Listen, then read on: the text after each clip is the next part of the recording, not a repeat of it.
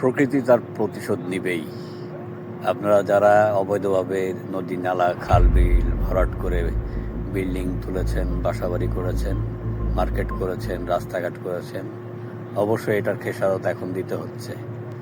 আর আপনারা এখনও ঝুঁকির আওতায় আছেন। বিশেষ করে ভূমিকম্প বারবার হানা দিচ্ছে ঢাকা এবং ঢাকার আশেপাশের এলাকা। দেখুন অবস্থা। রাজধানী ঢাকা ও এর চারপাশের বিস্তীর্ণ অঞ্চল জুড়ে গড়ে উঠেছে এক অত্যন্ত ঝুঁকিপূর্ণ ও সক্রিয় ভূমিকম্প বলয়, যা মেগাসিটিকে এক প্রলয়ঙ্কারী প্রাকৃতিক দুর্যোগের মুখোমুখি দাঁড় করিয়েছে।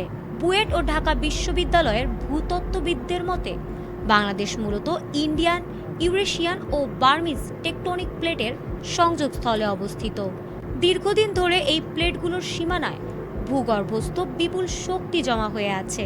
ঢাকার মাত্র ৬০ কিলোমিটার দূরের মধুপুর ফল্ট এবং উত্তর সীমান্তের ডাউকি ফল্ট লাইনে যে কোনো সময় ৭ থেকে ৮ মাত্রার প্রলয়ঙ্কারী ভূমিকম্প আঘাত হানার তীব্র আশঙ্কা তৈরি হয়েছে। সাম্প্রতিক সময়ে ঢাকার খুব কাছাকাছি উপকেন্দ্র থাকা বেশ কয়েকটি মাঝারি মাত্রার ভূকম্পন বিশেষজ্ঞদের এই আশঙ্কাকে আরও বাড়িয়ে দিয়েছে। বিশেষ করে নারায়ণগঞ্জের রূপ